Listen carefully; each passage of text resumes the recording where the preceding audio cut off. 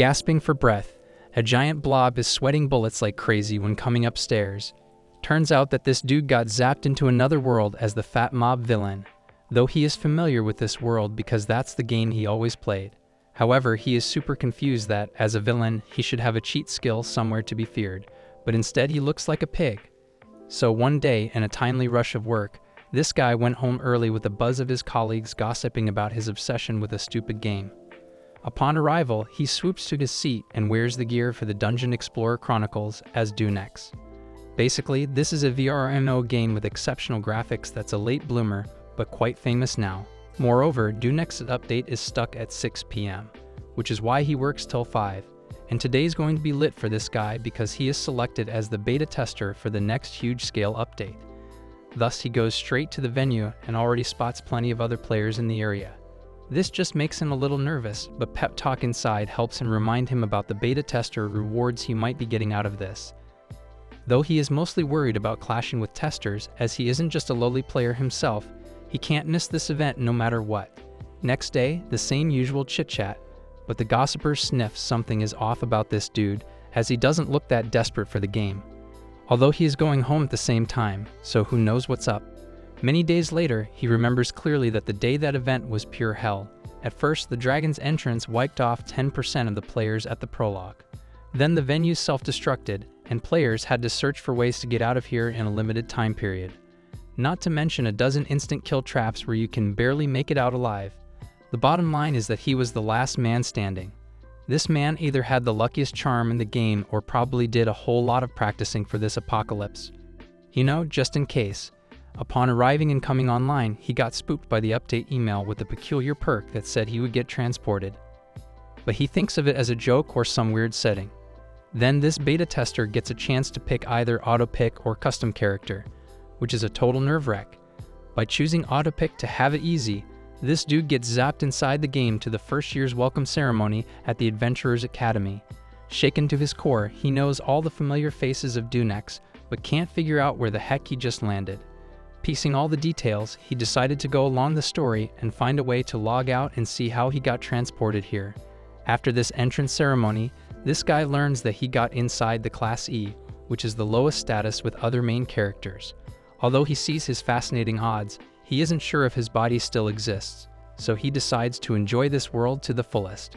Coming upstairs, there's a strange feeling that's keeping him out of breath for some reason.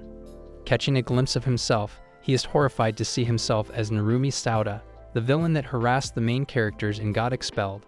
Narumi goes by the name Buteo, whom others bully like a pig. So this guy first messed up with a classy beauty, Hayase Kaoru, with exceptional academic and sports excellence. Though she treats Narumi like a jerk because this dumbass sexually harassed during the opening. Not only that, this guy is just an obstacle one has to kick out of the way. He regrets picking the auto-pick, and now that Kaoru hates this blob, he decides not to take any crazy steps. Looks like this chabby dude has a knack for making enemies, though auto-pick isn't such a great choice after all. Talk about a lose-lose situation for this guy. Even with Narumi's memories of being hated by the lot's 100 kilograms weight, he still wants to throw a nice act to get out of this game. At class, this guy faces Kaoru's daggered stares, and now he has to play this stupid game. So this dude got zapped inside this fantasy world with Narumi's feelings and his fate to be hated by the heroines as a 100 kilograms blob. Spotting his seat furthest back, he comes to know that he is the lowest ranking student in Class E, not to mention, he doesn't know how Narumi cracked his way inside this super elite school. But he got some confidence from this. Suddenly, Narumi sees Mirai Hajime, the alumni of the Adventurers High School, explaining about everything in this school. So far, Dunex's storyline is still intact. He thinks how the adventurer profession has its limelight in this country, and with this school's privileges, it's out of this world. Even with countless career options, they still have adventurer companies looking for adventurers, as this game is highly focused on dungeons. Moreover, companies crave energy-full resources from the dungeon. Then Mirai hands over the wristwatch-like terminal, which is menu in Dunex to check player status and log out. A little heart attack from seeing his low status made him look for the logout option, which ceases to exist. Sounds like this dude's life is dangling over the edge, a real mess it is. Maybe he should just give up and go home. At the same time, a guy in Class D has plans to mess with Class E's pricks. While this sour-faced loser notices his skill, glutton, and he recalls how he dreamed of crashing into this world, but not as Narumi.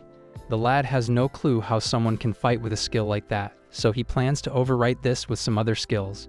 Just then, a freak show announced Korea's entrance to pick some morons from this class, so he asked to get the status out. By using aura, he hushes the whining buzz of this class, and even Koru, who stood up for herself. These jerks have been racking dungeons since middle school, so they are at a different level. After crossing this fat mob out of the way, this piece of jerk lets Sanju Stakaraku, aka Pink-chan, into his party because she's cute. However, Due Next was a big hit due to this heroine. Although the whole class can't beat Korea, Sanju isn't going anywhere when the main character shows up.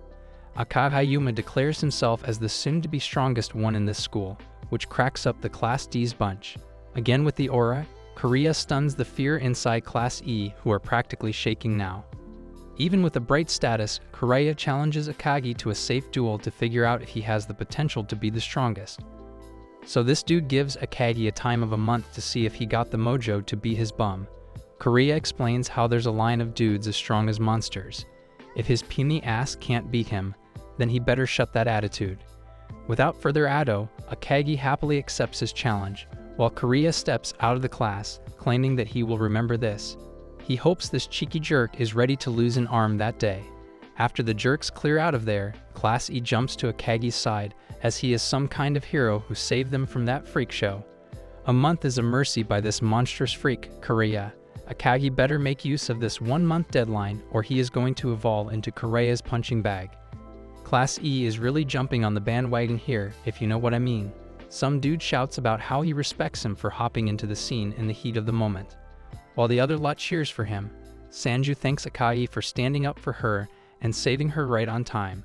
Watching this whole scene play out, Hayasa admires the noble types like Akagi for which she enrolled herself here. For the second reason, she just wanted to get away from her fiancé, Narumi Sato. She recalls the old Narumi who would beat the crap out of guts for her and gently smile at her. Time changes everyone, and now he's just a shadow of his former self that pushed her enough to get away from him. But the way he passed the entrance exam impressed her until they started training because his parents begged her to train him for sword skills. However, this giant blob won't stick to schedule and always shut it in the middle, whining how this isn't necessary.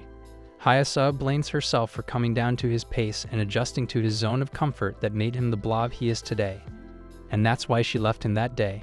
She only wishes that if he had guts like Akagi, it would have been different. Even upon asking, Hayasa doesn't spot a single perk of motivation in him, so she just wants to stop this training. She feels like her love for him has totally vanished since then. Thus, she decided to focus on leveling up and letting him be. Not to mention, she got a big problem at hand, as she has to nullify the magical marriage contract before Narumi pushes her to do nasty things. Moving on, Narumi remembers the storyline of visiting Hayasa's house after the adventurer's school. However, he feels so weird entering inside Narumi Sauda's general store, even though it's his home. Just then, his mommy and cute sister welcome him home, which lights a nostalgic spark inside of him.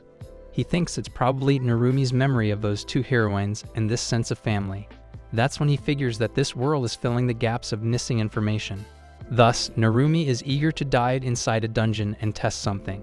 However, Narumi's room is a freaking mess that he just cannot avoid leaving it like this, so he's going to clean up for now. But Narumi's memories are somehow pretty useful for this guy when they kick in. So he wishes to master this ability on his demand, but he still wonders what Hayase's invite meant. During the cleaning part, Narumi finds a magical marriage contract between him and Hayasa, which totally shocks his mind. So Narumi got a magical marriage contract with Hayasa. Now that's a thick plot twist right there with the class beauty. He tries remembering something, but he only recalls scribbling on it with Hayasa, so he decides to keep it. Later, he requests the receptionist sign him for the dungeon. After registering up, he goes through an immense crowd of adventurers just to get inside the dungeon area. Going through the barrier, he continues to walk ahead to lose the swarm of people behind and runs into a slime monster. With one hit of the bat, Narumi does his first time subjugation. Following the map of his head, he runs into the slime room, where he grinds his level by letting slimes combine. After a few moments of swinging, this blob finally levels up and says farewell to his days of feeling inferior. He feels weird that no one else is here to use this area as hunting grounds normally. but this doesn't seem off limits either and is perfect for experimenting. Moreover, there is this condition that skills aren't usable without leveling unless there are 3 exceptions. One is to overpower a lowly ranker, the second to produce light for a torch, and the third for a small healing, which he can already do.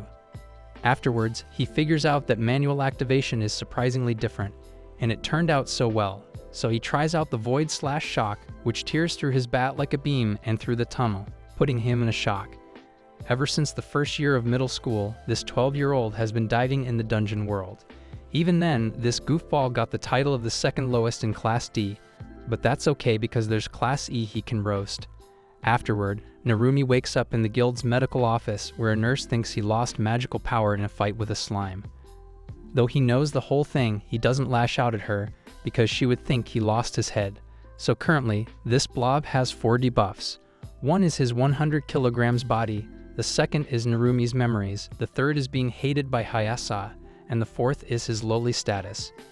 Now, this world is trying to add a 5th one. Upon arriving home, his mom serves this large portion dinner just for Buteo. Sounds like Narumi's family is pretty much used to this blob's demands for all-you-can-eat buffets at home. Probably they all wondered if this pig might eat them too someday. Narumi requests his mother to lower his mountain-sized portion from now on and add veggies next time, though his family is stunned by his sudden change of demands. Moving on, he thinks about how Class E is shaking out of fear for Akagi and Korea's duel next month. Even after passing that, there's that upperclassmen's world-scale war they will be preparing for. This moron needs as much information about this world as possible, figuring out how and why he got transported here in the first place. At first, he wishes to get some understanding of the unlearned skill he unleashed yesterday. Moreover, he wonders if he's the only one to use this. This might throw the story in total chaos, which would be bad for his odds. So he decides to put a high focus on skill training. After ditching her little sister home, Narumi bumps into Class D's second lowest jerk. Narumi doesn't want to mess with this guy, but his sister jumps in to tell this snob how to apologize for bumping in. So the Class D's jerk backs off, spitting that Class E can give their best for now. Things have turned a bit bothersome for this fool, as his sister is dying to see the dungeon monsters for herself. Though the 15-year-old cannot register, he tries pretending that they can get her registered then, so she takes her leave. At the guild's library, this blob searches for ways to understand his new skill by learning about auto-casting and manual casting. However, this world doesn't have anything on the manual casting, which confirms that he's the only one to crack this code. Suddenly, the Class D's jerk spots him learning about casting and mocks his stupid face to lose against a slime. Even his sister outside hears all the fuss about some chick mocking a greaseball losing to a slime 2 days ago. This dude offers to protect Narumi's bum, which means this dude wants to give him the job of carrier.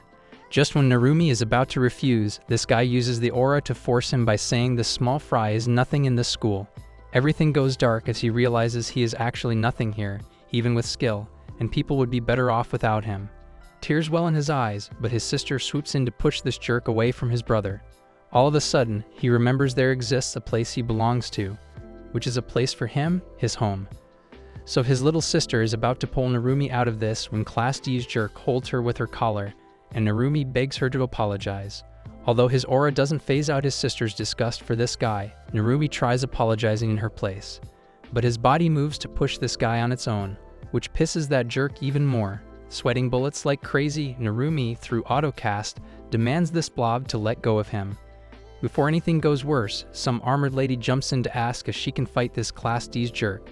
Turns out that Tenma Akira, a chubby girl hiding under an armor suit who is rank 2 from Class A, picks a fight in Narumi's exchange, though she tells her reasons for wanting her colleagues to get along. So that jerk backs off but swears to remember this. Narumi recalls Tenma, a beautiful girl from Class A who got cursed to have a chubby, ugly body. Then Ten gives out a thumbs up for both Narumi and his little sis for standing up for themselves. After apologizing to Narumi, he takes her somewhere else. With a quick chat, she admits to seeking his attention, especially when he even stopped calling her name before the entrance ceremony. That's when Narumi realizes that it was Narumi's feelings for his little sis that pushed him on that jerk. This made him wonder if that guy is actually a decent fellow after all. Suddenly, he spills that he would pay attention to Kana more, as he was busy with the adventurer school, which makes everything cool. Thus, he requests this sweet girl to get home, as he has to grind levels in the dungeon today. Coming home, he spots that sulking mushroom, so he promises Kanano that he will take her to the dungeon one day, which makes her super happy. But he mutters that if he is aiming for that school, that's pretty much inevitable, which sort of lowers her excitement. The next day, Narumi straight up apologizes in public for messing with Class D's jerk, whose little stunt made half the lot of Class E quit. With that lousy bow, Class D's jerk asks him to follow him right now. Thus, Narumi realizes his goal here is to return to where he came from and also to give someone like him a place. He wishes to protect his family and repay Narumi. Moreover, by keeping his short-term goal to level up, he hopes not to get involved in the events that didn't happen in the game. The next day, Narumi is whacked out to spot Hayasa at his front door. A little blur of Narumi's memories, he recalls a weird promise of Narumi and Hayasa to go to school together. Rambling with thoughts when following Hayasa, he wonders if Narumi would blabber at this moment. That's when Hayasa turns to reveal that she isn't joining his party because he got defeated by a slime and she is joining Akagi's party instead. There's a tinge of feeling bubbling in his heart. He remembers Hayasa joining the world-saving party later on. Also, she is on first-name terms with Akagi now. Later on, the lot of Class E breaks in laughter to see the goofball who got defeated by the slime, but Akagi hushes them all. Narumi's really got a short end of the stick here. The lad is pretty screwed with his autopic situation. Not gonna lie, his so-called defeat by the slime is a real headache. So Akagi is the protagonist character a player plays in the game, but it's the other way around in the new update. With a smile, Akagi tries to comfort Narumi like a humble dude, who is maintaining distance so as not to interrupt the storyline. So everyone decided to call him Butao, although everyone didn't come to the point of naming Narumi Butao at this period in the game. After that, Mirai-sensei comes in to let the grouping start for the dungeon adventure, so he orders everyone to introduce themselves again. Starting from Akagi, a one-handed sword warrior from Tokyo, next is Hayasa, and so on. Now, Narumi believes that he is in a pickle, telling himself to be more cheerful and approachable this time. At his turn, he stands upright to declare himself as the aspiring priest who uses the bat as the weapon. Mirai-sensei doesn't bat an eye, nor does anyone else, but Hayase feels bad for this idiot. Now the class gets empty, and he adjusts to the solo mode. The orientation begins, and Mirai shows the arena and medical office.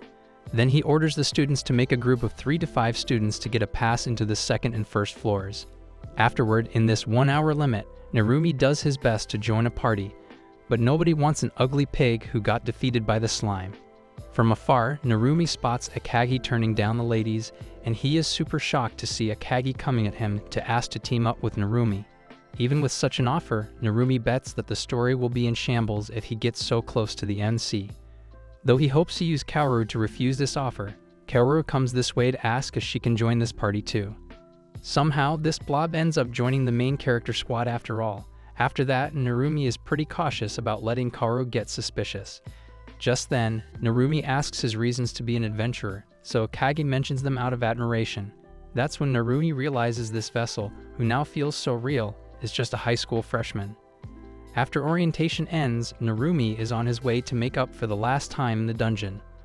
But suddenly, he gets invited by Akagi's squad to join the 3rd floor. After the bath, Hayasa got a test from Sanju about the slime thing, so he went to check if Narumi's alright.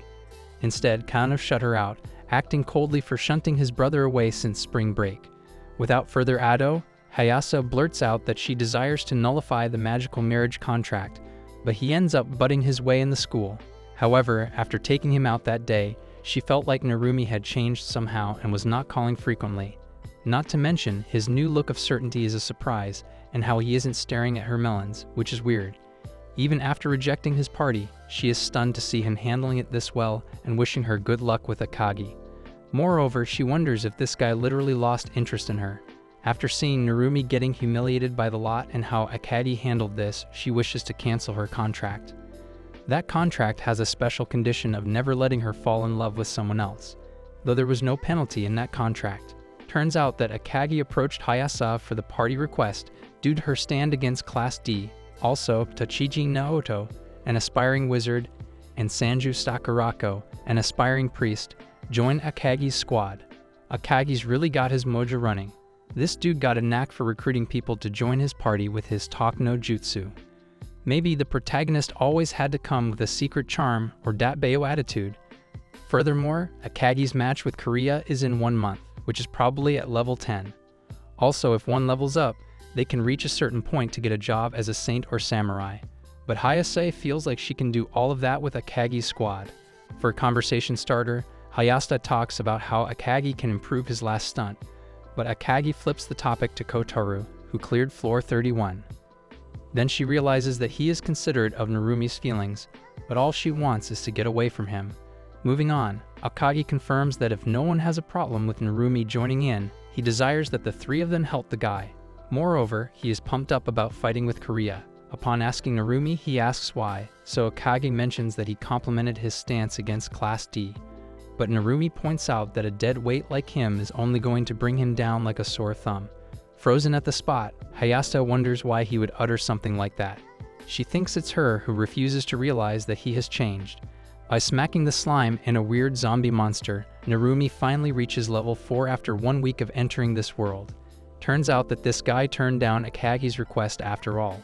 On his soul adventures, he moves forward to the 5th floor. In Dunex, there are plenty of gimmicks like the bridge trap, which works by letting the orc call out his friends to chase the adventurer. Just when you have enough on the bridge chasing you, cut the bridge's rope, and this way, their damage will boost the adventurer's XP. Moreover, Narumi is aiming for another gimmick, the gate, which is possibly connected to the adventurer's school, for which he is grateful. He just cannot seem to get why people aren't using the slime floor or this gate at all on the 2nd or 3rd floor.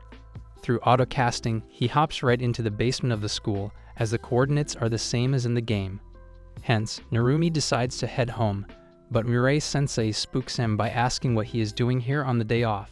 Narumi wonders if Mirai-sensei knows about the gate, or if he doubts Narumi for reaching floor 5.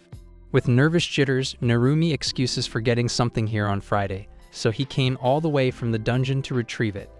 He mentions getting home early, but he lost track of time there. Though Mirai-sensei buys that load of crap, it confirms to Narumi that nobody knows a damn thing about the gate. Though he thinks it's possible for Mirai to turn a blind eye to this, he assumes everyone knows about it. After that, he decided to use the regular course from tomorrow onwards. The following day, Narumi carefully crosses the bridge trap, considering orcs are super slow with high attack power. Out of the blue, he spots an injured guy, begging Narumi to help his friend right ahead under the swarm of orcs. By hitting one of the orcs to cause a ruckus, Narumi lifts the injured dude and crosses the bridge trap in time. Then, after enough orcs start boarding the bridge, Narumi cuts the rope super fast, and they all fall to death. After that, the medical squad just got here, while the injured dude asked for the chubby guy who saved him. But Narumi got away from there. After checking in, Narumi is whacked out to read that his party got severely injured, in which 2 died later. Suddenly, he feels fear when he remembers enjoying this game so much. Sounds like this goofball is starting to realize that this game isn't all fun and games. Now, the true horror starts as there is no respawning in this one. Rambling with thoughts of death, he recalls how easy he has been taking this all lately when he could have been the one dead. Later, Kano checks up on him, but he brushes that off with a question to ask if she would join him in the dungeon even against the law. At first, Kano is super shocked by this sudden invite, but she reasons with her brother that this act might cost them a lot, even if he knows a backdoor to get to the dungeon. But Narumi pushes it even more, as this power-up might help her in school. So he lays out that she better master the skill, fake, to give away false intel to the opponent. But Kana demands to know his reasons for getting along with this troublesome idea when he didn't do it at first. On that, he explains how she saw the library thing firsthand. He paints quite a picture of how outsiders get treated like shit in this school. At a time like that, Narumi only hopes to see his little sister capable of defending herself. Apparently, Kana buys his load of crap, even though half of that is a lie, but all that matters is that she is happy. Moving on, Narumi remembers a route where a bunch of characters meet their death, and the Narumi family is just a mob. Knowing what's about to happen in the future is an advantage itself, which is why leveling up is important for Narumi. Not looking to cause a panic, he doesn't want to be reluctant to protect his dear people. A week later, Narumi and Kana took the long way to school because a couple of students knew his little sister. Afterward, those two get inside the gate unnoticed.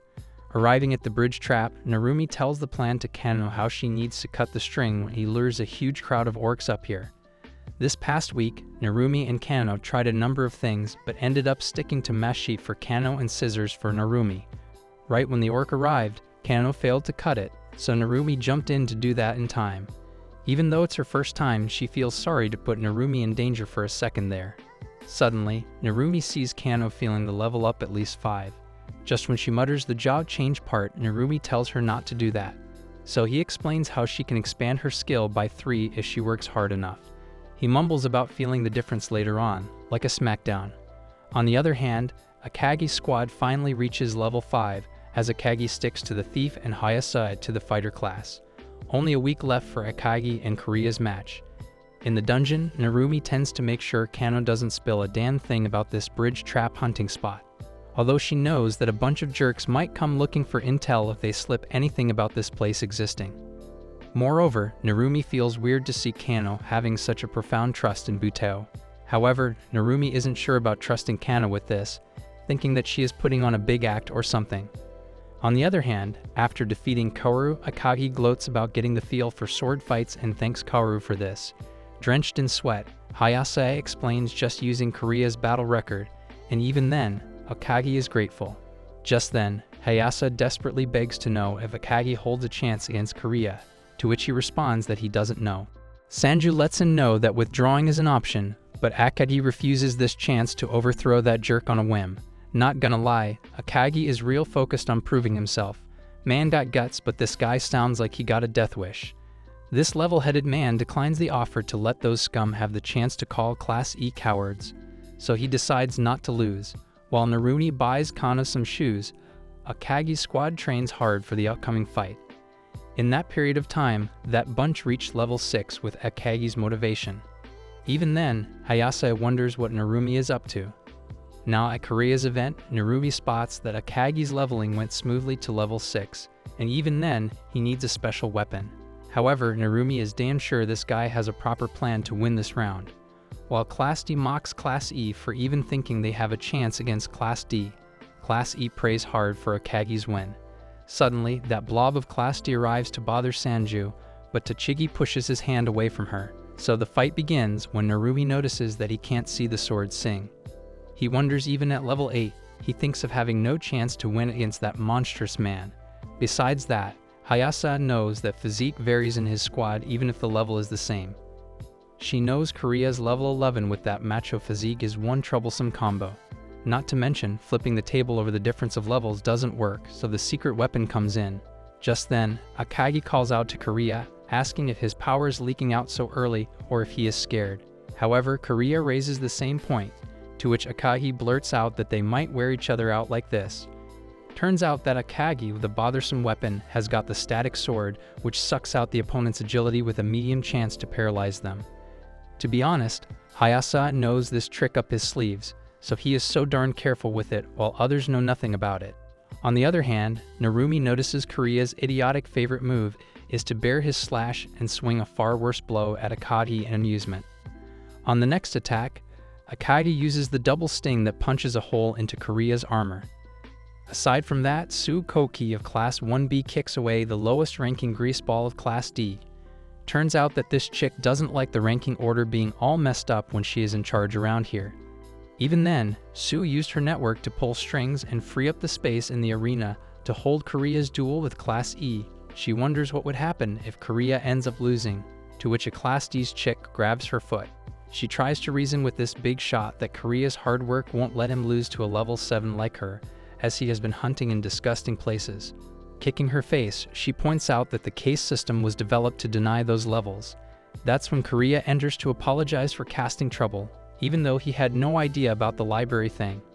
After that, Korea is going back to his training, but Su asks if he wouldn't help his classmates from Class D. But Korea doesn't even turn, spitting that she can do as she pleases with them. Turns out that Korea knew about this little cheap trick of static sword, so he wore the stun resistance armor. Looks like Korea's gameplay is real solid, throwing off Akagi like a basketball. Man got all of his tips and tricks to knock this victory. Korea still expects this loser to have something planned. Now that's new for Akagi, who is getting brutally beaten up by this gorilla. After a few slashes, Akagi has already passed out, and Hayase is begging for Kariya to stop. Unable to fight, Akagi Yuma faces a tragic defeat against Class D's Kariya Isamu. After Akagi's losing streak, Kariya addresses the lot of Class E, saying that they better carve this moment in their heads to see who stands above them. He states that they must obey the upperclassmen as they are nothing but slaves. Moreover, he passes Sue of Class 1B's message that they are looking for gophers, so anyone who got a problem with this can fight Kariya. Now Class D is throwing a buzz about working these boneheads to the bone. After receiving a pile of humiliation, Akagi whimpers that he is weak. Even then, he feels sorry for letting them all down, so he swears to win next time. Aside from that, Narumi looks to be holding a grudge against them. But he can't do shit about the other classes. Finding them inevitable from the storyline, he feels sorry for that guy. More importantly, Narumi wonders who spilt the information to Kariya for setting up a countermeasure for the static sword. Such a rare weapon, he is damn sure no one would have expected it, but also Kariya's armor isn't like from the game either. This confirms Narumi that unlike him, there are other players who zapped into this world. Not to mention, he needs to figure out who let Akagi have the static sword and who leaked that information out to Kariya. Not only that, Narumi cannot figure out their ulterior motives, even though Akagi faces a harsh demerit. To top it all off, he has to dig out the truth of transport by following Dunexa's storyline. More so, there's a high chance that those mysterious lurkers might get hostile towards him in a short time. At the hospital, Hayase, Sanju, Tachigi, and the medical nurse are standing right beside Akagi's bed, so the nurse informs Akagi that there have been no signs of internal or external injury, so he is good to walk fine. As he thanks everyone for their support, Tachigi steps in to thank Akagi for fighting for their sake. Also, he points to the fact that those sleazy upperclassmen got the wind of the static sword plan. Even then, he lets him know that this all wasn't pointless at all.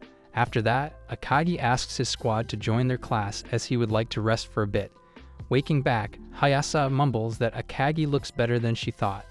Bursting her bubble, Tachigi mentions that the lad isn't looking to cause a panic or make anyone worry. Punching the wall, Tachigi loudly translates that he wants this bunch to leave him the heck alone. On the other side, Kikuchi, figuring that the young savior is probably from this school, finds Narumi to thank him for saving his life back then. Turns out that Kikuchi's party bumped into someone else's party, who told them about a treasure-filled place as a token of their apology, and that place happens to be the Lord Orc's nest. Narumi feels sorry that 2 of his teammates died in this mess.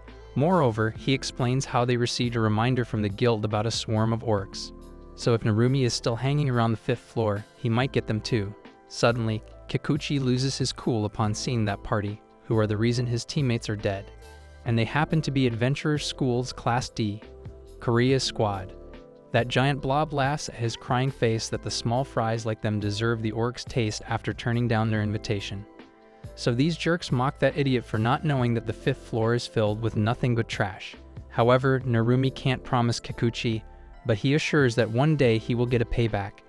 This porker's in a real pickle though. First, this hog saves the day, and now he got caught in between another guy's mess. It comes to pass that Hayase saw the whole thing as how this blob, Narumi, is helping the poor guy who got smacked down by Class D. The nights have been a bit weird lately for Hayase due to her recurring dreams of being a pupa. With that moment onwards, Hayase gets a chance to turn into a butterfly one day. With so many high hopes, she finally transforms into a butterfly. But she sees that what awaits her is somewhere totally different from this place and from what she ever imagined. Even with her wings, she saw Akagi feeling defeated and captured, which points at how her hopes have been shattered into pieces. Not to mention the guy, Narumi, she kept looking down to, is gradually running forward.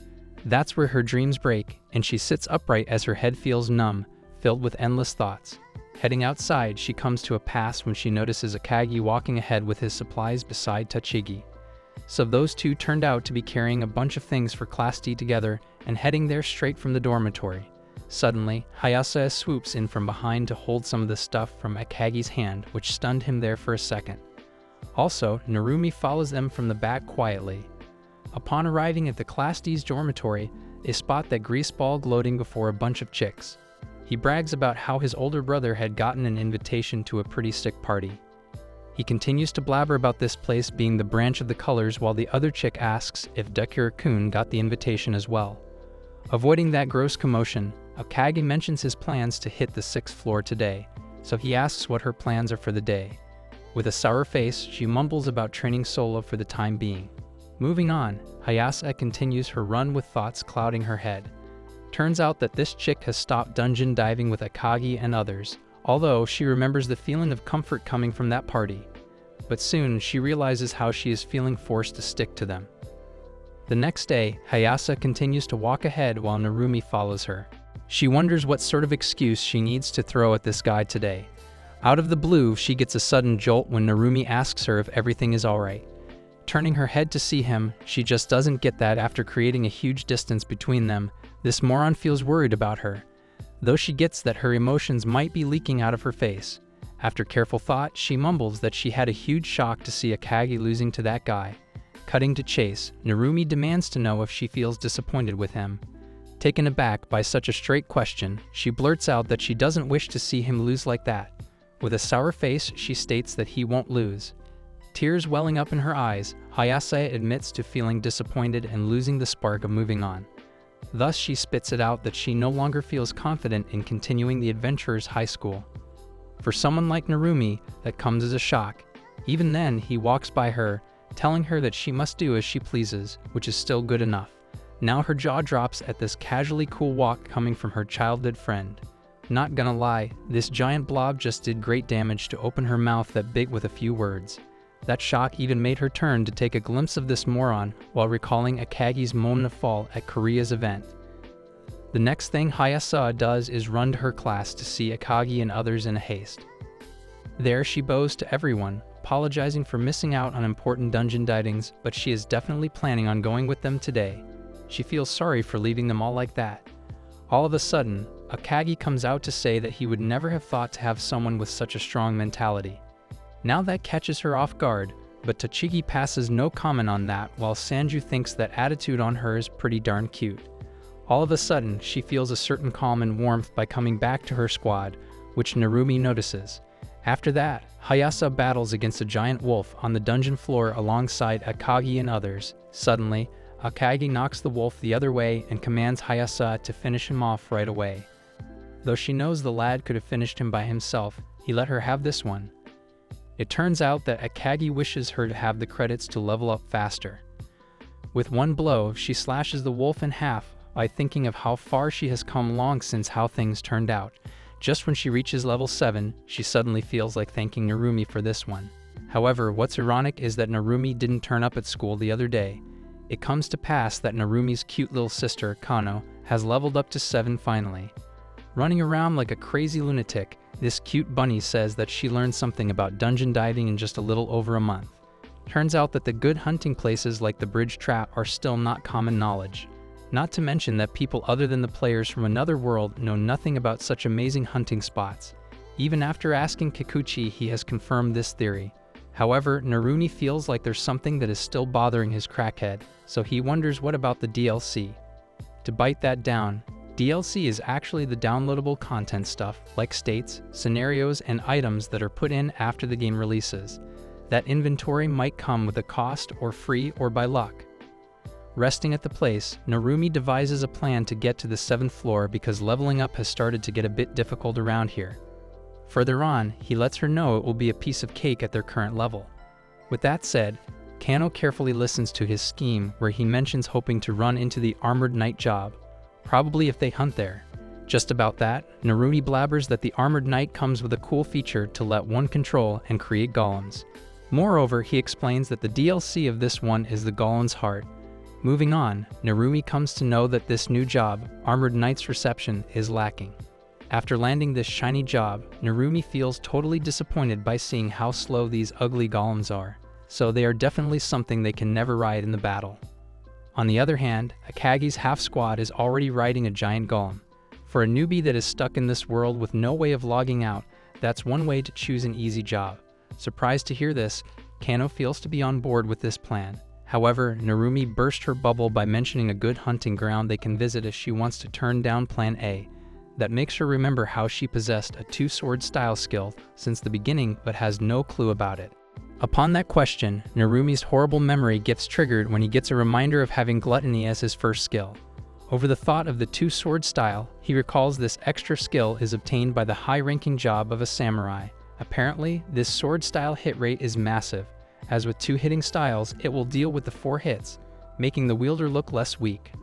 Upon walking onto the mountain, Narumi confirms that Kano hasn't even taken on a monster all by herself. Thus, he gives her information on a demon wolf warg at their next destination.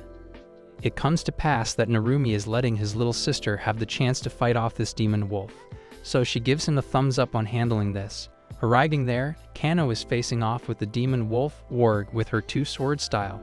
Her first attack went down the drain while pissing off that wolf even more and cutting down a giant tree in this process.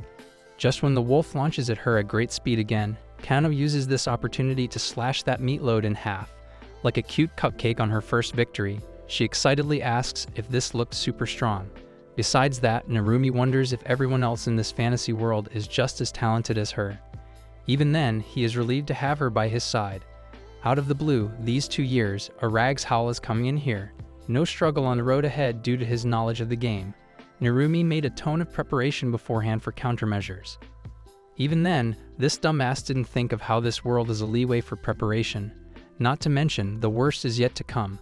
Walking ahead, Narumi and Kano spot a giant hole, so they hop inside and run into a big gate. Feeling super glad to run into this big thing, Narumi orders Kano to register her magical power on this gate while they're here. Kano goes ahead with this, while Narumi remembers that his primary goal is to get that armored knight job.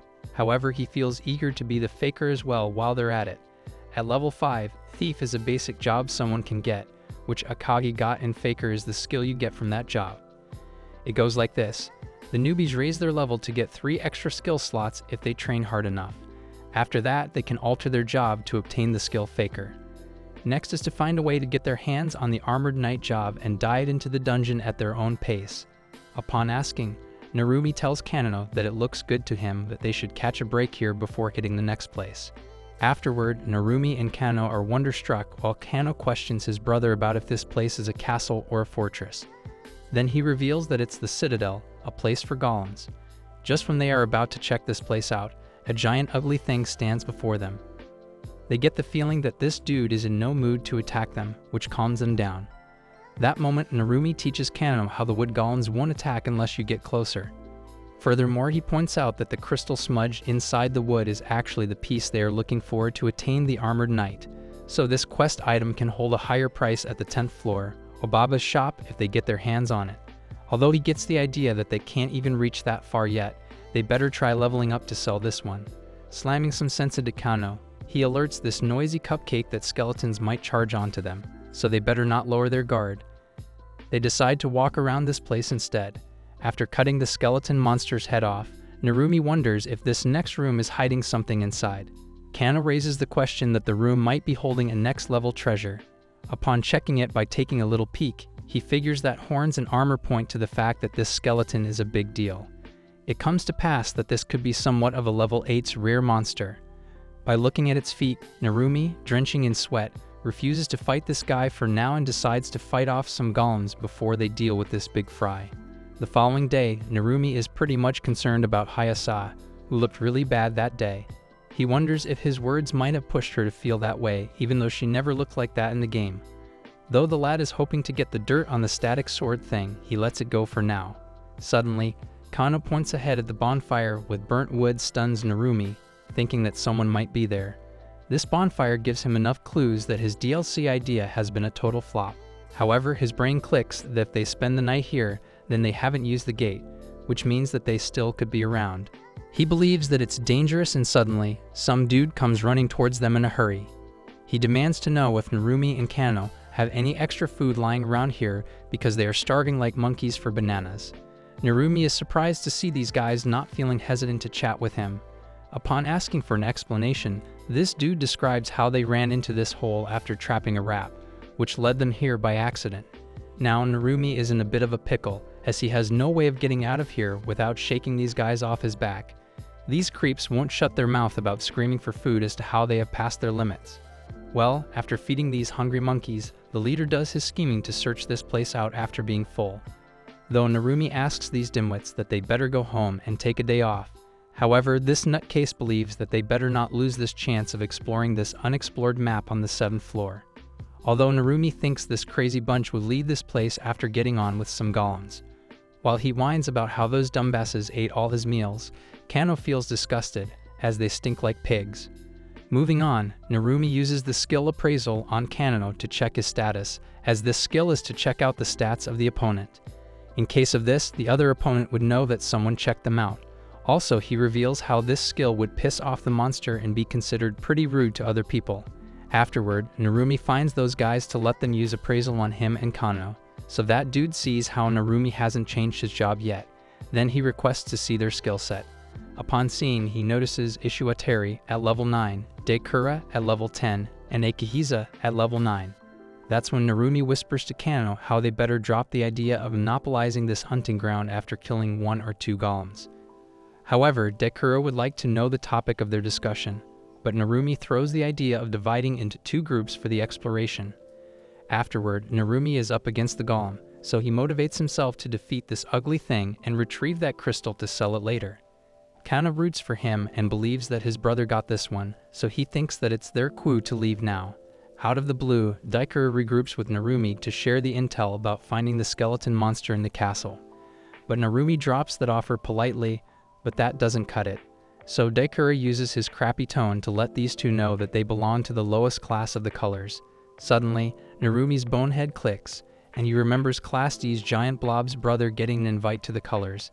This means that he better not get rolled into their mess and pick a safe route out of there, so he tells them that he worries about dragging them down like a deadweight, as he isn't looking to get on their bad side. Thus, Narumi takes up their offer and arrives at the skeleton room to use appraisal on it.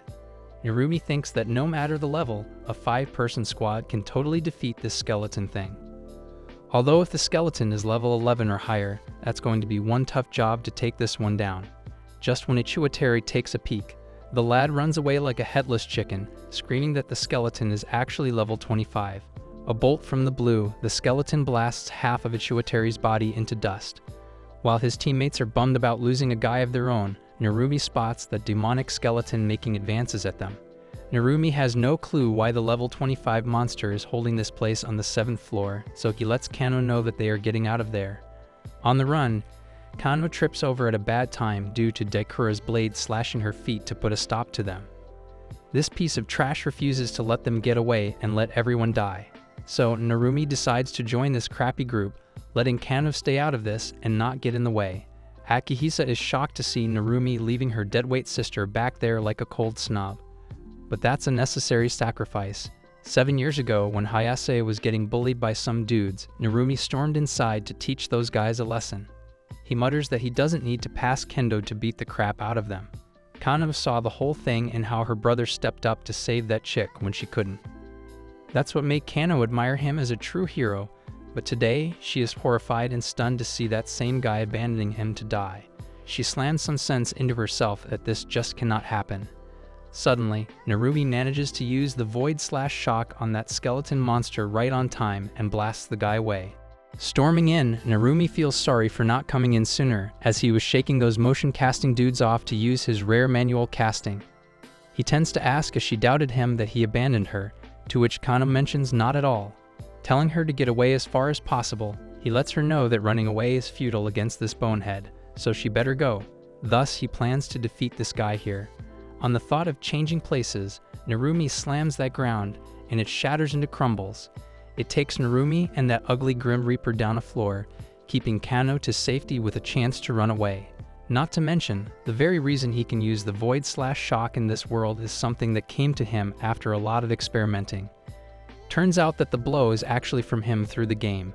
It comes to pass that this dude can use the skills he obtained in the game. At the point of the mana consumption, he ended up activating the 3 of the following. Those are Satanakia's stem cell, a high-grade job, and the Demon Lord's skill that eats a whole lot of mana in exchange for regeneration ability. Next is the Shadow Step, a high-grade job skill that increases agility and evasion rate. The last one is the Overdrive, which enhances the user's quarter combat ability, visual acuity, and reflexes for a set period. After coming down, Narumi sees this as the chance to use appraisal on this creepy dude, so he figures that this guy is Woldemut, a 4-skilled unique boss as the skeleton noble with the job of the Shadow Walker, who is on level 5 strength. While the lad is reading the situation, Narumi doesn't have the spare time to let this guy catch up. Now that they are at each other's neck, Narumi senses that he, with level 10, isn't as smooth as he was in those top rankers. In turn, he is aware that he can only use his skills for like 2 minutes, barely when he recalls doing potion as doping to do that.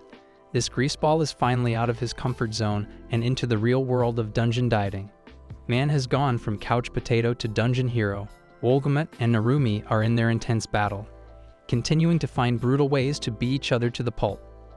They are charging onto each other while trying to slash each other's heads off on the first chance they get. Narumi is whacked out to see that Bonehead Undead reading his moves like a pro, as it's been 40 seconds already. Even though he is dead focused on using his skills forcefully, his body feels like being slashed from the inside in multiple places. His eyes can barely see anything now. Trembling in fear, he is sure that it doesn't have to turn out like this, asking the Bonehead to give his best. So he tends to ask if that creeper looks to be underestimating him. And then Narumi unleashes the disaster. By doing that, Narumi passes through a serious transformation into a hottie with no fat and activates Cereal to fight this guy. Kano looks to be standing still at the same spot where Narumi and the undead dude fell off the floor. By using the skill of Aerial, Narumi got himself a line of footing wherever he wanted.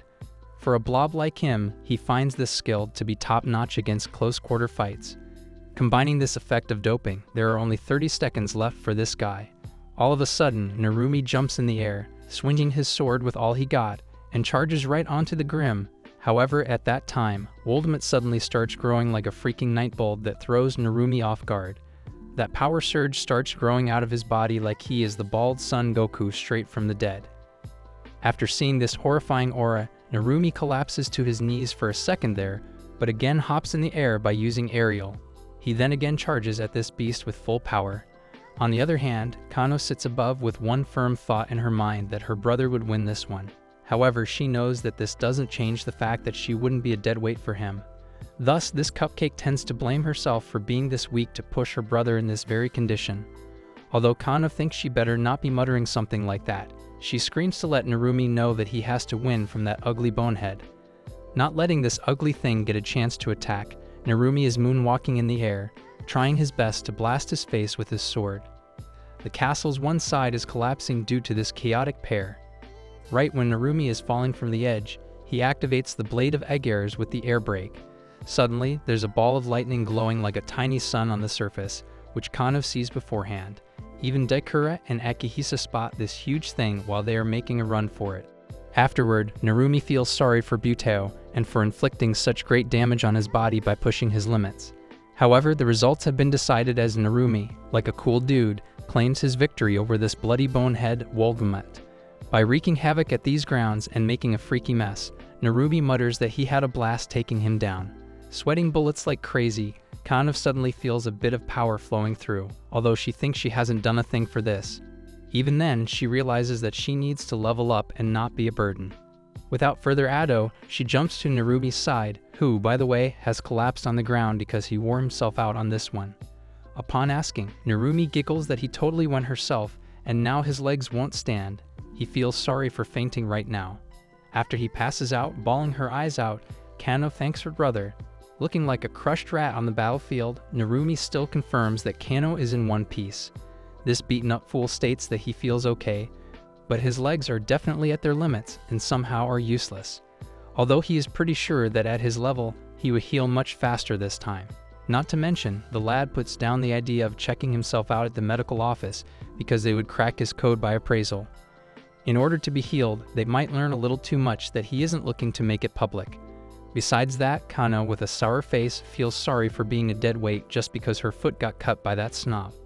At that moment, Narumi asks his little sister for a favor for a piggyback ride to bury Ichiwatari, who got the worst end of this fight. He cannot help but feel bad for that guy who got blasted away without a damn chance. So he prays for his soul and gives his respect after burying him. That's when he explains that he chose to battle against Wolgamut, even though he could have done the void/shock and gotten her out of there. But the thought of abandoning these jerks made him feel even worse. He didn't want them to be abandoned to die like that. Even then, Narumi points out the fact that he blames himself for dragging you into this dungeon, and she got injured due to that. This gluttony lord is sinking in the heady guilt. Man could probably sink a ship with it, so he bows down on the ground with a quick apology for putting her in grave danger. Taken aback, Kano accepts his apology, but she tells him that she followed him in here because of her brother. Upon the time of leaving, Narumi wonders if this is a good idea to bury Ichiwatari in case his buddies might make a U-turn for him. But Kano lets him know that the dungeons have their own regeneration ability to repair the damage. Not to mention, they have the capability of absorbing the foreign lost items or repairing the broken stuff like the bridge trap. Thus, she reveals that a corpse wouldn't last a day here because the castle would be rebuilt in just a day. For Narumi, that doesn't matter because this kind of thing feels important to him even if they'll disappear. With a million thoughts in his head, he demands Kano fetch a pile of food from the store as he has lost a ton of weight in that fight. While Narumi digs in, Kano asks if it's alright for them to move forward to the 10th floor. Turns out that this moron has already planned to check out Obaba's shop on the 10th floor, where he will get healed. Upon asking, Narumi lays out that fearsome competitive energies in the school might bother him if anyone finds out what level he is. Not to mention, he describes how hanging out there might straight up put them in trouble. Apparently, our favorite blob has gotten an upgrade to level 19 with his skill Gluttony. Even Kano reached level 19 after battling against that bonehead, which totally paid them off. After eating a ton of food, Narumi's fat comes back up while Kano knows nothing about Obaba's shop. Narumi tells her to treasure her clothes even more, as he mentions that Obaba's shop got a good collection of rare items. He reveals that it's some sort of store in that dungeon, so this dude plans to resell to that shop, but Kano wonders if that's even allowed. With the head of the family's approval, they might be able to sell it well. On top of that, Narumi mentions how they need money right now to at least buy rental equipment when their inventory isn't even complete. Climbing down, the oversmart Kano didn't see the danger ahead and jumped to unlock the gate. Narumi, on the other hand, got late to warn her, as he was looking to fight this thing head-on. Turns out that this gate has itself a gatekeeper that unleashes his wrath against Kano on the first chance he gets. But by the right time, the gate to Obaba's shop opens up, and Furu herself blasts the gatekeeper's head off. This freaks out the poor little Kano twice by the sudden attack and the sudden counterattack. Thus, this chick demands to know who this little Twinkie is calling Oba-chan. So this new chick in town on the 10th floor is actually Furu, Obaba shop's owner. With the body of a hottie, this chick is actually a 1,000-year-old demon with immense knowledge about the dungeon. For that, Furu's existence works like an advisor, but calling her granny or something old is one way to die here. This just makes you closer to death, and even the Reaper wouldn't come to retrieve that soul. Upon heading inside her shop, they are mind-blown by seeing such magical shiny things laying around in this space altogether. Kano spots a mithril she finds amazing, to which Narumi thinks that this little girl knows a lot for her age. He corrects Kano that it's mithril alloy for like 1 million if sold in the guild. Upon asking, Narumi mentions that they use the dungeon's currency for the things here or magic stones to buy things at the store. He reminds her how they collected a bunch of things after fighting orcs, and that bony dude. This accounts for at least 138 copper coins collection, for which 3 of them Narumi orders the healing effect from Furu. Looks like these pair of goofballs are really starting to get the hang of this fantasy world. With a buttload of magic stones and spotting Creepy Grim as the secure guard for the Citadel, these two still got a whole lot of things to do. She steps right close to grab his face firmly and does the magical stare, which puts him back into his top-notch shape. However, Furu is squishing his cheeks constantly, while Narumi hopes this chick is doing a moderate amount because Kano is here. On top of that, Furu figures this dude had gone beyond his limits a while ago, so he fixed his eyes for free. He lets her know that they encountered an irregular, as who would have thought something like that would be lurking around the 7th floor. Even though Narumi would have never stepped there in the first place if he wasn't greedy for the armored knight job. While Kano looks around, Narumi puts down the wish to change their job while they're at it, so she lets them use the crystal here. By the touch of the crystal, Narumi's job turns to the thief, while Kano's level turns to the thief as well. Afterward, Narumi hopes to buy a lot of things from here, so he hopes to see her kind self right here. Though Furu tells him that it has grown quite lonely out here since she had a customer, she recalls one human coming here recently. That catches him off guard because he is damn sure that there is no DLC about this place anywhere in the guild's library. Thus, if a human has used this route, it would mean someone like him is actually roaming this place. Racking her brain, this old hottie cannot even remember what that human looks like.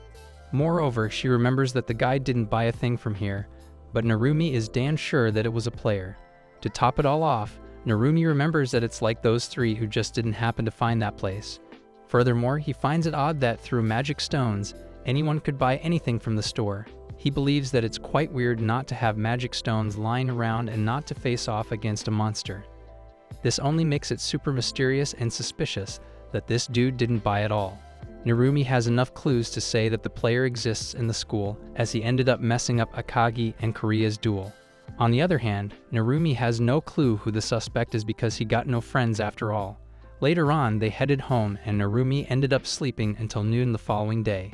Coming home, Narumi feels sorry for Kano missing school today, while Kano runs to her room for some rest. That's when Narumi spots a surprise visit from Kaoru, who is waiting for him to come back home while hanging out with his mother. Upon asking, she nervously tells Narumi that she thought to check him as he didn't turn up to school the other day. Rather carefully, she lets him know that he might have gotten defeated by the slime again, which sort of hurts this poor guy. Although Narumi hates the fact that Hayase thinks he is a sore loser who still cannot handle slime. Seeing how he is in top shape and not beaten up or passed out in a long, deadly fight, she feels relieved. Though Narumi convinces this cutie that there is no such thing as that at all. Just when he is about to leave to rest in his room, Hayase mutters that she is here to apologize for the other day and thanks him for reaching out to her. That catches him off guard, but suddenly he feels a tinge of feeling and nervousness swirling in his chest. Sweating bullets like crazy, he sees Hayase outside as she heads home, and he is damn sure that girl isn't the same as the game. On top of that, Narumi got another thing on his plate to worry about, as he hasn't become a healer. He better be careful. Back in his place, Narumi is finally home, a place where he can actually let himself go and relax in this world with Kano, the savior. Looks like this chump got a plate full of trouble, but he got a lucky break with Buteo's family who pampers him. That girl brought him back from the lowest point of his life, along with his father, Desuke, who manages the general store. With that, the kind mother, Sayuki, who works at the guild. Besides that, Narumi has been keeping something super secret even from them. Including the part of taking over Narumi's body, there's one more secret he is holding back, which is taking Kano over to the dungeon world. It's time for Narumi to pop this cherry and come out to tell his parents about Kano reaching level 19. He knows that his father, Daisuke, goes for dungeon diving fun during the holidays, so he wonders how he will react to that. Later, Narumi comes to join them at the dinner table, but his father has already been waiting for him with a slashed pair of Kano's boots. Looks like Kano has already ratted her out on this one, so his father demands to know about this secret dungeon diving with her. However, Narumi throws that lecture of how outsiders get treated like garbage, so he is carving a way out for Kano to get better from the start. However, Daisuke isn't pointing at his concerns, which you would believe, but Kano is illegally diving in the dungeon at her age. On the other hand, Daisuke demands to know if it has to be the adventurer school or if it's too late to drop that school now. His father, who hasn't changed his job, assures him that they can do dungeon diving without the school too. However, Narumi realizes that he cannot tamper with the storyline if he isn't in the center of it. He describes how it's a matter of physique, but his father catches him saying that there's no reason to pull Kano in this. He talks about getting insurance, and his father thinks that it's bullshit. Thus, Daisuke lets him know that they cannot stand to see them getting hurt whenever coming home. His mother assures him that they aren't forcing him out of that school that he is eager to go to. Now Narumi is in a bit of a pickle because his parents are looking for a reason for him to go to the adventurer's school. Just then, the thought of Hayase pops into his head, as he is feeling this totally. Thus he mutters out loud that he has someone he wants to protect there. At the hands of Kano's damaged boots, Narumi and Kano got busted, and now his father is super worried about these two coming home hurt. His father feels a total bummer for scolding them for the dungeon diving, but he is just a father who's worried for his kids. Thus, he puts down the condition that for Kano, someone has to go down as a parental supervisor. That just makes it even worse because their father's level is super low. He feels sorry that he might not be some super dude, but still, he has more experience than these two in dungeon diving. Not to mention, Daisuke doesn't wish to see them helplessly getting hurt just because their father cannot protect them. To make a point, his mother assures that Narumi can totally forget this lecture and go back to dungeon diving.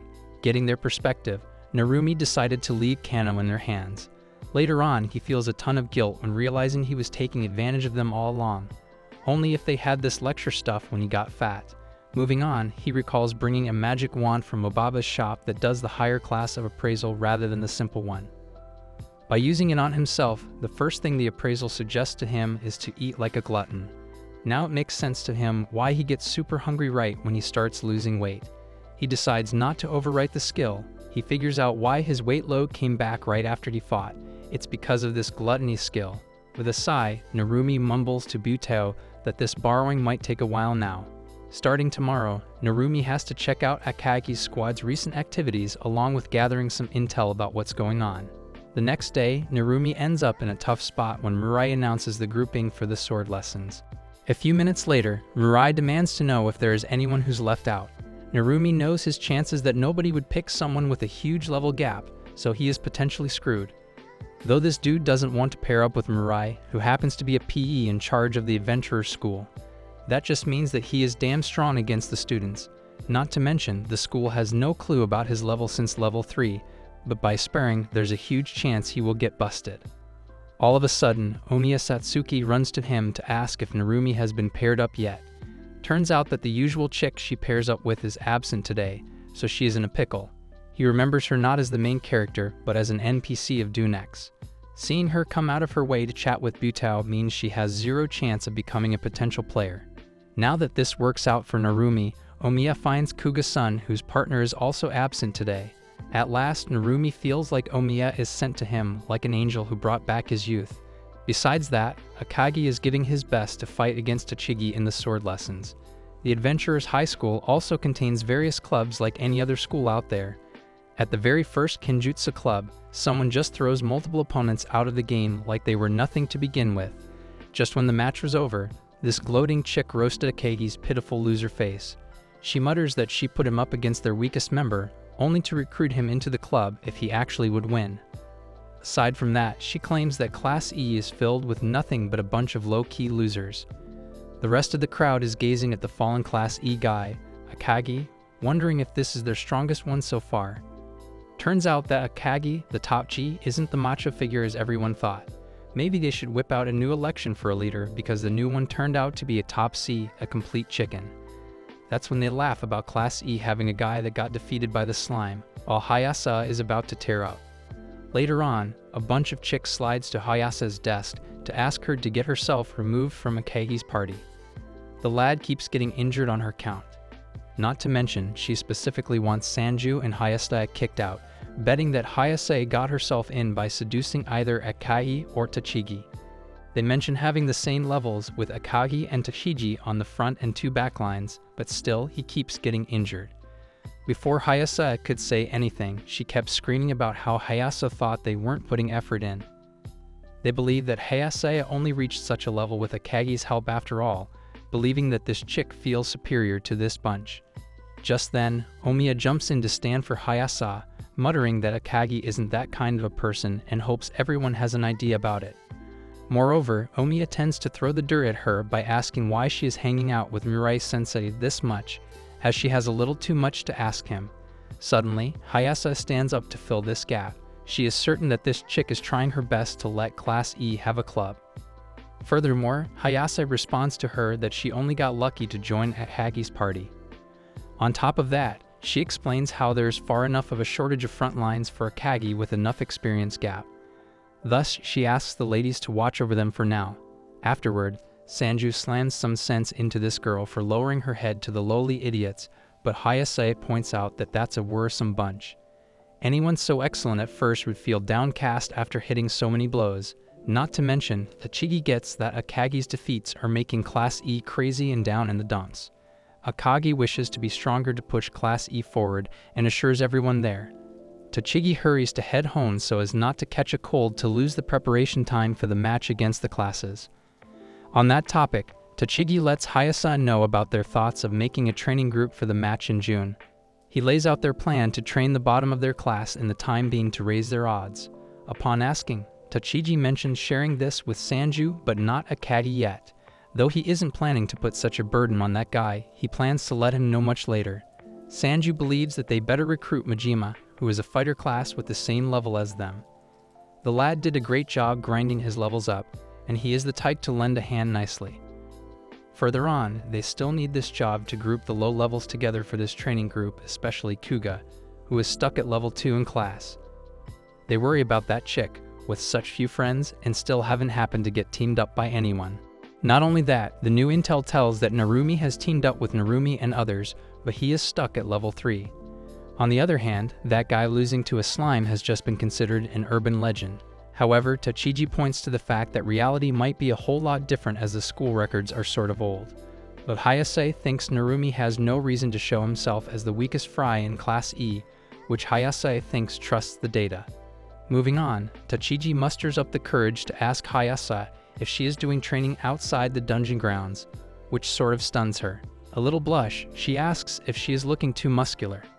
Tachiji lets her know that this new form is suiting her a lot as a fighter class, so she thanks their team's caster.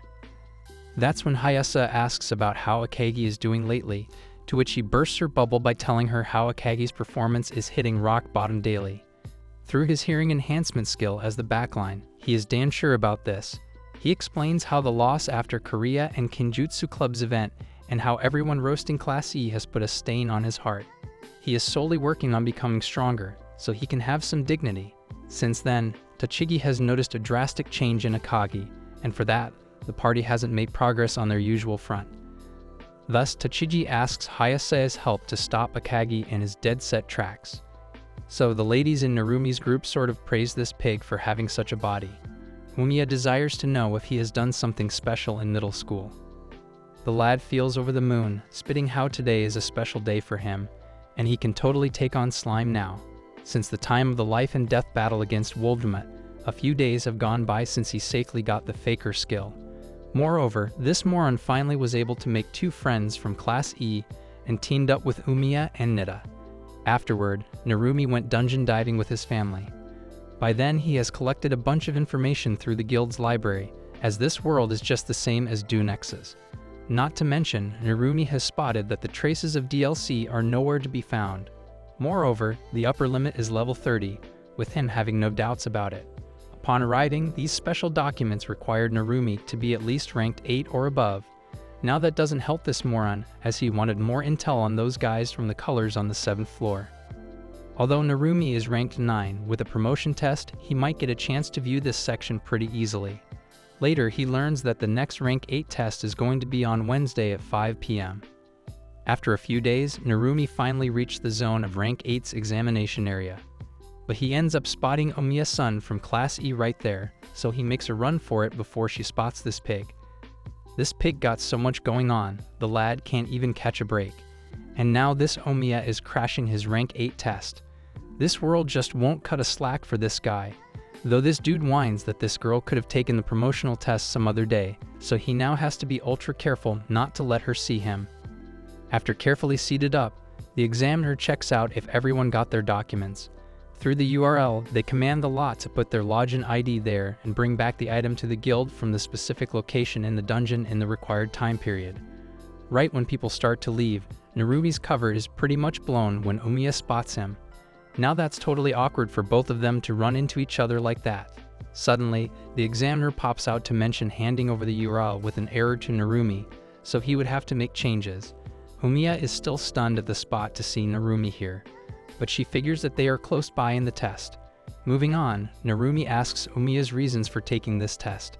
That's when she brings up the class match at the end of the semester that's stressing you all in Class E. She is totally certain that the match would ensure the level of huge differences between the classes. On matters of Akagi's squad going all out, she doesn't wish to be the one to leave behind and let everyone down. Upon asking, Narumi uses her excuse as his to get out of this situation. Afterward, these two jump inside the dungeon together and part ways. An adventurer slamming a goblin to the wall scares the crap out of Umiya. Though that guy knows about Umiya being Class E's first-year girl, as he was expecting her to be here. Although Umiya has no clue who this guy even is, as they haven't met anywhere. But trying to get those documents, Umiya is slammed with a punch that throws her to the ground. This dude claims to have changed the game's rule, so to win the game, she better fight him. Turns out that Umiya is getting bullied by this jerk for being in the adventurer's school. Suddenly, this makes sense to Umiya, as Narumi has gotten a different kind of document just like her. so she worries about the poor guy. Further on, Omiya gets harsh news about her being expelled on the recent accounts of pissing off the higher class.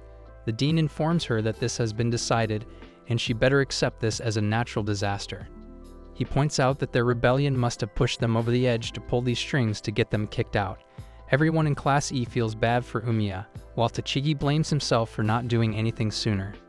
Omiya says that it isn't his fault at all. Thinking about how her parents sent her off to this school, she bawled her eyes out when she got her hand broken. Back at the dungeon, that guy is shitting nonsense about how this is going to be the end of Omiya Satsuki's adventurer school life. He blabbed about her first crime to enter this prestigious school with no record of doing anything classy enough to get inside. The second crime is having the nerve to face someone like his superior with that attitude. At the third crime, he spits nonsense about this chick not having a power burst and dating to get into this school. Not to mention her fourth crime to be looked down on by even the average adventurer around. Though Omiya figures that his level is 13 as she swings her sword at him, he grabs it instead, saying that there is no way he is going to lose to a Class E pest. Looking down at her, he believes that adventurer school students are nothing but full of crap. Just when he is about to get to Narumi, Omiya grabs him by the foot to hold him right there, which pisses him off even more. Then he screams about how pests from the adventurer school act like wanted golden students, which is why he tasked himself to take care of those two personally, as he has given Narumi a map to a chamber nearby. At the down low, beaten up to a pulp, Omiya says sorry to her parents for bringing them down, as the help won't come all the way here. That's why she couldn't be promoted, which is what happened before. But like the wind, Narumi swoops in to give that jerk a gut-wrenching punch and slams him to the wall. Not gonna lie, Narumi's temper is shorter than his fuse. His rock-hard blow is so swift and powerful, it sends that wannabe top G flying off, and he slams right to the wall. Narumi says outright that there are ugly pricks like him in the adventurer school that pick on others but just lack power. After that, Narumi lets Omiya drink some water and thanks Omiya for holding this front so far. There's that, and a chick happened to find a beaten-up jerk on the ground. She wonders what went on here. After letting Omiya drink, he shares this super expensive potion with that jerk as well, whom he hit a little too hard. Though Narumi got the wind of this crap just when his map got changed. However, he did enough work to hide himself on those grounds until he ran into Omiya and that jerk's fight. Just then, a strange masked chick spots Narumi putting down such an expensive potion in that jerk's mouth. He figures this chick's speed means that she is fairly strong, so maybe a friend of this dude. Upon asking, Narumi lets her know that he is a newbie taking the rank 8 exam, so has no idea what just happened here. Narumi believes that his faker skill might do the trick here. Narumi asks her to use appraisal on him, but this smart girl points out that a newbie wouldn't hold such an expensive potion. He mentions recent reports about the rape, assault, and robbery of the lower class, so he is taking this investigation under her. As the guild, she cannot let this slide that easily. Knowing Omiya won't get through this test, he figures it's right to show his level to her. That's when Narumi makes it clear that he hit that guy, but she can surely take credit for it. By using appraisal, that chick quickly cracks that Narumi is using the faker skill. Turns out that his overconfidence over the faker skill ratted him out. Although this chick assures to keep his little things super secret if he would give his address and name in exchange. She gives out a complete guarantee of never revealing this, as Narumi doesn't want the Narumi family to greet the worst of this. After that, this masked lady looks super curious about the faker skill he has. In exchange, that girl is willing to give away any information about her clan. However, Narumi wants to let her know that he isn't looking to scatter any word about the faker's skill, wondering if she feels the same. With no choice left, he gives in and learns that she is a second-year senpai from Class A, an adventurer's school, whose name is Kusunoki Kirara. After exchanging contacts, he hid the fact that he was from Class E. Afterward, he took Omiya to the medical office to get her healed and then escorted her back to the dorm. Her exam has been put on hold for the time being when the examiner is facing a trial. On the other hand, Narumi's adventurer rank got approved, and he figured the guys from the Colors clan were in Sorrel, which is the lowest branch. He tells the whole thing to his family about how these snobs happened to explore the unexplored map on the 7th floor. Right then, his mother remembers that nobody has anything good to say about that branch of Sorrel, as their rivalry never seems to end. Narumi doesn't recall knowing anything about Sorrel in the game, but his other tasks seem to be piling up like a mountain of leftover chores. Just then, his parents tease him if he is doing great with Hayasa. to which Kano feels disgusted at her name. Now Narumi recalls that he got something to do about that too while Hayase sneezes at her house, although Narumi feels weird mourning those who die in Dunex, as he hasn't done that when playing the game. The next morning, Narumi jumps up the courage to ask Hayase to break off this norm of going to school together. This is something Narumi would like to say, but he just doesn't wish to sound rude. Not to mention, he would feel worse to alienate her like that when he is dying to know how Akagi got that static sword. He is damn sure that after the promotion test, there is definitely a player out there other than him. Next, during the third period's weapon training, Nida invited Kuga to join them, but Kuga ended up challenging Akagi up front to spar with her, so Nida pairs up with Narumi instead after Kuga's turndown. Turns out that Omiya is still stressed sleeping after her wounds heal up.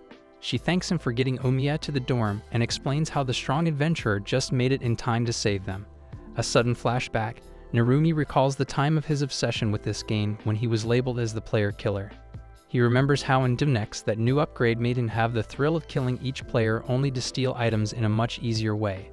Although that ban comes with certain side effects, like a bounty on the heads of the player killer killers. Apparently, our favorite Chubby Blob has a super dark past as a player killer.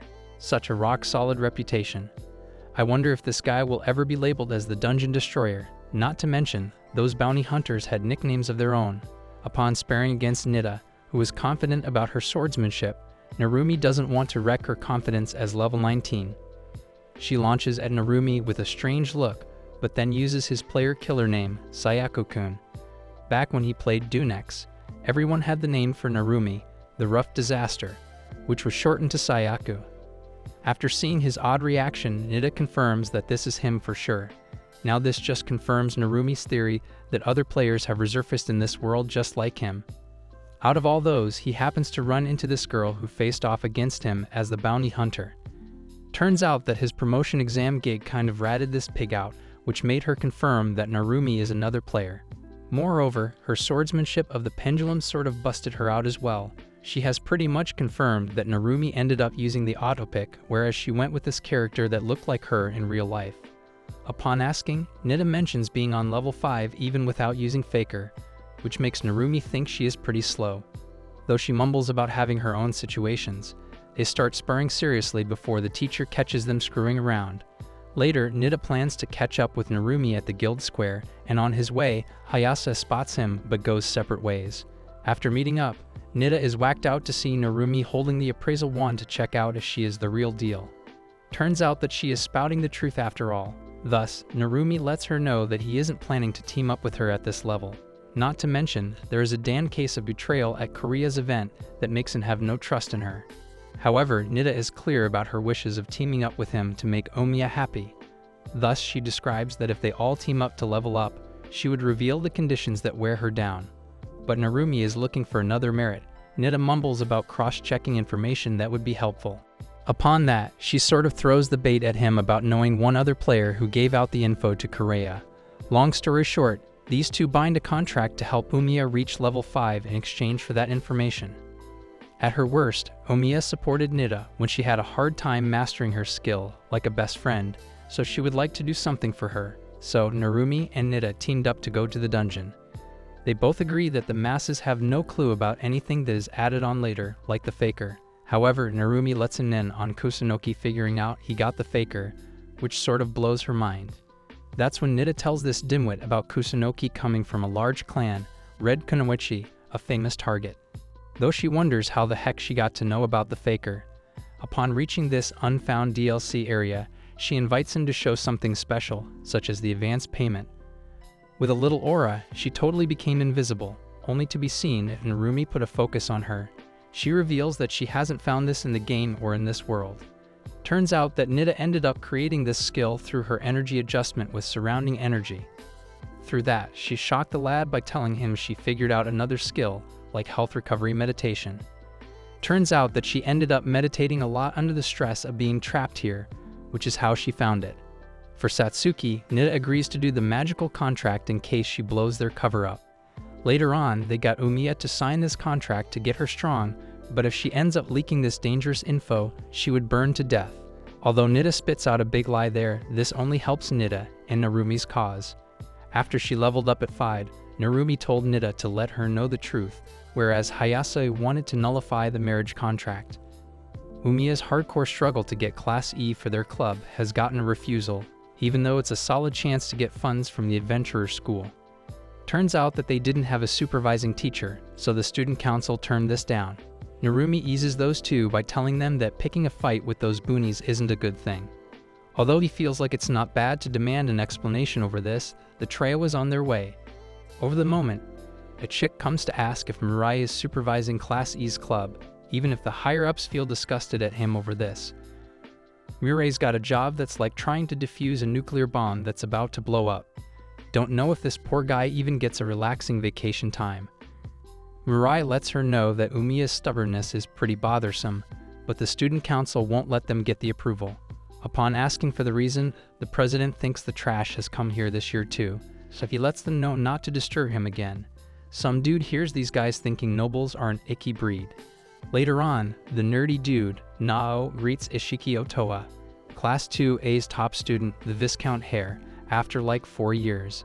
Nao begs that his fellow classmates are doing shit enough work to get a club in their class, so it would be okay to have a little help from her side.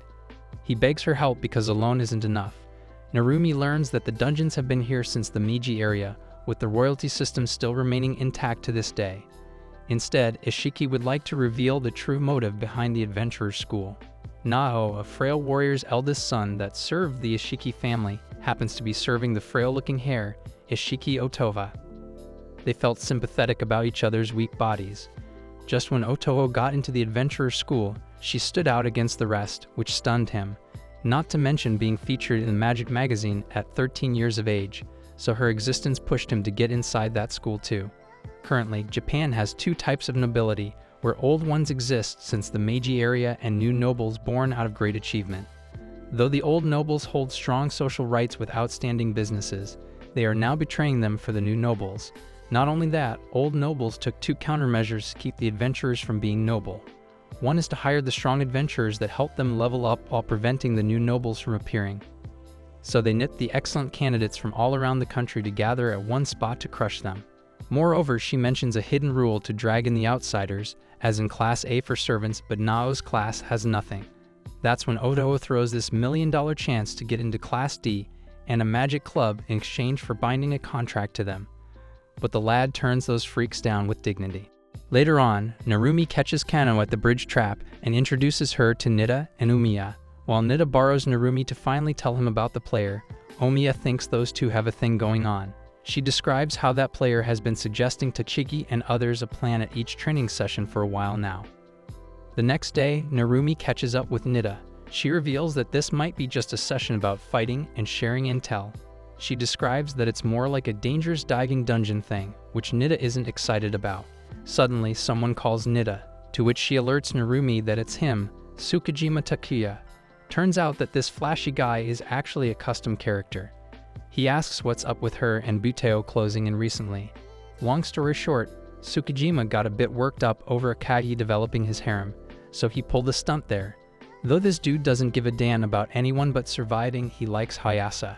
Seeing that load of crap, Narumi gets why Nida did not want to team up with that jerk. Nida lays out that sooner or later, this guy might end up becoming their enemy. Later on, Akagi and Majima supervise this training session. That's when Nida and Narumi end up running into a named character, Kuga Koton. During the training session, Kuga with level 6 happens to be becoming a pain in the ass. So she tells Hayase the plan to beat the crap out of Narumi, which is her ticket home. Just when she launches at him, both Hayase and Kuga are stunned to see that the pig can see through it. While she wants to go one more time, Hayase rushes to stop, but Kuga ends up holding her by the neck. Hayase is whacked out to see a level 2 with such a physique. Hayase remembers turning down Takigi to stop Akagi and talk with Nao. She spills that she admires Akagi, so she would only cooperate with Tachigi if it benefits the class. Thus, he leaves the practice session to Hayase. While everyone is whacked out to see Kuga's outstanding power, Hayase grabs her to tell how much they need her power for this match. That's when she gives in to cooperating, mentioning she hasn't updated her level, but she got something with Narumi, so she moves forward. Turns out that Kuga is actually an operative student from the US, with level 20+. Tachigi holds the class meeting, where Hiroto, a level 6 fighter, describes the 7-day dungeon event, which is a deathmatch. He asks the lad to be prepared with strong hearts. Laying down the 5 categories, Tachigi mentions reaching the location, defeating the monster, reaching the depth of the designated quest, and retrieving the magic stones. He calls reaching the depth a throwaway event, deciding to let the main forces descend down for the highest score. Upon that, Hayasa shares that last year's first-year students went to the 16th floor. Aside from the main forces, he points at the 8th floor to be the peak for others. Someone mentions choosing a useless prick for this job, such as Buteo or Kuga. However, Narumi ends up being mulled over to get this job, so he takes it. Hayasa tries to stand up for it, but Hitori lets him have this one for the team. But Tachigi wouldn't want Narumi to die, so Kuga stands up to accompany him on this. Looks like Kuga's really curious about this chubby lord, as she can't keep herself from making advances at him like a hardcore tsundere. Upon getting Hayasa's approval, she lets him know that she was originally curious about Narumi, so she goes with it. Akagi doesn't like the idea of Narumi getting pushed around, but Tachigi convinces this fool that he is going circles by increasing hopes in Class E later on. Nita looks concerned about the weird atmosphere in the classroom today. Not to mention, she worries that the thing with that female protagonist might come to the forefront. On the other hand, there's a smoke of a duel between Akagi and Tachigi that's about to rise.